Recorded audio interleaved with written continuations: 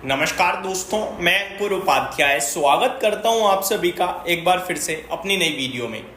दोस्तों, बाजार इस समय थोड़ी गिरावट बढ़ाते हुए दिख रहा है। 24,800 का लेवल जस्ट अभी अभी निफ्टी ने ब्रेक किया है। 1:20 के समथिंग का समय हो रहा है और 24,780 खड़ा है। मैं मॉर्निंग से आपके साथ शेयर कर रहा हूं कि 24,800 एक इंपॉर्टेंट लेवल है। नेगेटिव नहीं सोचना है, बेचने के बारे में नहीं सोचना है। अगर 24,800 ब्रेक होता है तो आप हल्की फुल्की प्रॉफिट बुकिंग कर सकते हो। अब वो ब्रेक हो गया है, क्या करनी चाहिए, क्या करें आगे, पहले तो इसके बारे में बात करता हूं शॉर्ट में, और उसके बाद 3 स्टॉक्स जो बिग अलर्ट आप सभी के साथ शेयर करे भी थे और अभी भी बड़ी बुरी तरीके से टूट रहे हैं, उनके बारे में भी डिस्कशन करूंगा।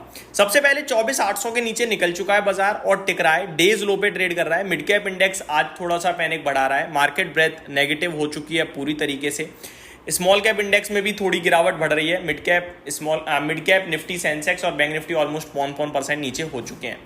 दोस्तों, 24,800 के नीचे जो निकल रहा है बाजार और जो टिक रहा है, ये ऐसा इंडिकेशन दे रहा है कि 24,500 तक अब जाने के लिए तैयार हो रहा है। लेकिन हमें वेट करना होगा थोड़ी बहुत देर, क्या पता नीचे जाके दोबारा ऊपर आ जाए, सेकंड हाफ में रिबाउंड आ जाए।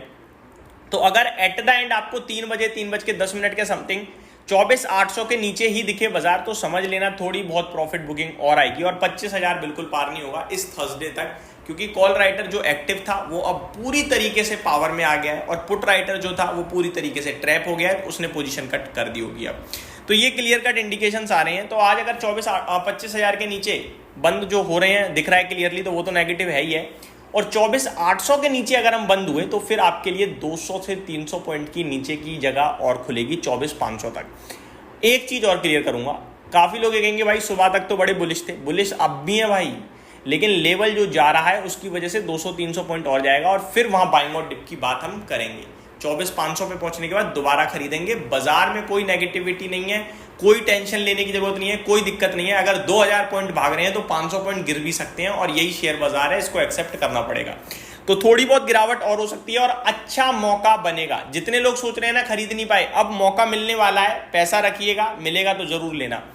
24,800 के ऊपर अगर थोड़ी देर में दोबारा निकल गए तो आई थिंक 24,500 नहीं आने वाला है, फिर दोबारा हम 25,000 की तरफ चल देंगे, बट 25,000 भी पार नहीं होगा। कल हमें बड़े दिनों बाद ऐसा पहला संकेत आया जब FIDIs दोनों बेचकर गए और अब वो क्लियरली मार्केट पे दिख रहा है।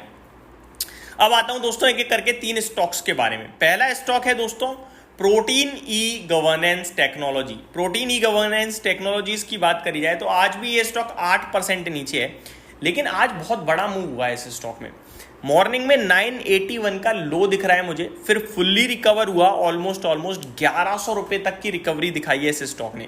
अभी 1044 पे ट्रेड कर रहा है, 9% नीचे है, यानी कि दिन के दौरान करीब 20% नीचे गया, फुल रिकवर हुआ, फुल तो नहीं हुआ बट हाँ करीब करीब 10% की रिकवरी आई और अभी वापस 9% नीचे हो रहा है। बहुत बड़े वॉल्यूम्स भी जनरेट हो रहे हैं, जहां पे एवरेज वॉल्यूम मात्र 3 लाख शेयर्स का है, अभी तक 70 लाख शेयर्स ट्रेड कर चुके हैं।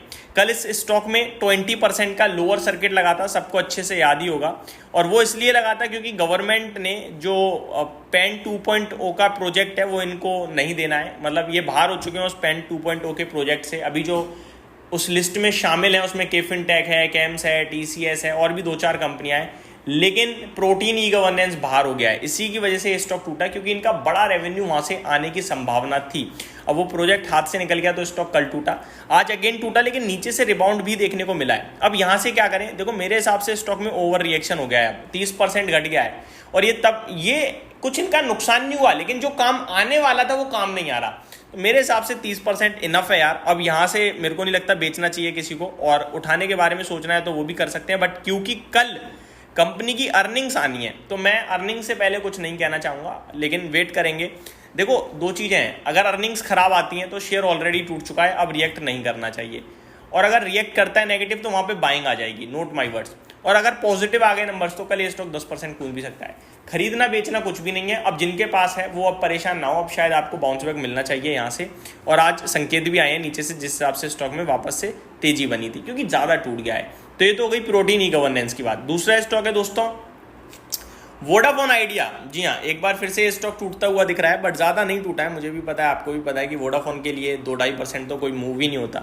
6.5 रुपये पे आकर खड़ा हो गया ये शेयर। करीब 55 करोड़ शेयर्स ट्रेड हो चुके हैं, एवरेज वॉल्यूम 50 करोड़ शेयर्स का है, अभी पूरा सेकेंड हाफ बचा हुआ है। क्या करें, देखो कल भी मैंने बोला था, सुप्रीम कोर्ट ने साफ मना कर दी, कोई राहत नहीं है। और कंपनी बहुत ही क्रिटिकल सिचुएशन में है। बिरला ग्रुप की कंपनी है और बिरला ग्रुप के पास पैसे की कमी नहीं है, लेकिन क्या वो अपना फंड डाल के इसे बचाएंगे? दूसरी बात, सरकार जो इसमें ऑलमोस्ट लीडरशिप में है, 49% स्टेक है, क्या वो इन्हें राहत देके इसे बचाएगी? तो बहुत ही क्रिटिकल है। और अगर दोनों नहीं बचाएंगे तो कंपनी खत्म हो जाएगी। तो भारत में क्या 2 ही टेलीकॉम प्लेयर रहेंगे? क्या सरकार BSNL को बढ़ाएगी? क्या सरकार BSNL और आइडिया को मर्ज की बात करेगी? तो बहुत सवाल है। और मेरे को लगता है ख़त्म तो नहीं, लेकिन कुछ ऐसा होगा कि निवेशक पूरी तरीके से फंस चुके हैं और मेरे को नहीं लगता कुछ है इसमें। तो इसे अभी केवल और केवल ये समझ लो, किसी पे है तो वो बैठा रहे तो ज़्यादा ठीक है, और किसी पे नहीं है तो ये समझ लो कि बाज़ार में ये शेयर है ही नहीं। क्योंकि आप खरीदोगे तो भी गलत पढ़ सकते हो, बेचोगे तो भी पढ़ सकते हो। बहुत ही क्रिटिकल सिचुएशन में मुझे ये स्टॉक दिख रहा है इस समय। नेक्स्ट स्टॉक है दोस्तों कोचिन शिपयार्ड। इस स्टॉक में कल मैंने आप सभी के साथ डिस्कशन किया था कि सावधानी बरतें। वीकेंड पे एक रिपोर्ट आई थी, तब मैंने आपसे डिस्कस किया था, और स्टॉक कल से ही गिरना शुरू हुआ है। अगर मैं कल से काउंट करूं तो करीब 30% शेयर 15% के समथिंग स्टॉक टूट चुका है। 2200 रुपये के हाई से अगर आप देखें तो 1850 आ गया है, यानी करीब 350 रुपये नीचे आ चुका है। अब ये स्टॉक में क्या करें क्या ना करें? मेरे को लगता है इस स्टॉक में जो इंपॉर्टेंट लेवल है वो 1800 और 1780 से 1800 के बीच में है। यहीं से स्टॉक घूमना चाहिए दोबारा ऊपर की तरफ। जितनी करेक्शन, प्रॉफिट बुकिंग या ऊपर से जो मतलब वन साइडेड रैली के बाद जो वापस से करेक्शन होनी थी वो हो चुकी है, अब दोबारा चलना चाहिए। किसी के पास है तो थोड़ा सा वेट करें, करीब 1780 या 1800 के स्ट्रिक्ट SL से इसको होल्ड करना चाहिए। और अगर कोई इतने 70 रुपये तक की रिस्क ले सकता है, अभी 1850 कर रहा है ट्रेड, तो वो रिस्क भी ले सकता है और यहाँ से आप 70 रुपये का स्टॉप लॉस लगा के दोबारा से 150 रुपये के मूव के लिए प्ले कर सकते हैं। मुझे लगता है ये स्टॉक 2000 या 2100 रुपये दोबारा आ जाए तो कोई बड़ी बात नहीं है। तो ये मेरी तरफ से आपके लिए अपडेट थी। उम्मीद करता हूँ डिटेल्स पसंद आई होंगी। Thank you so much for watching this video. Have a great day guys.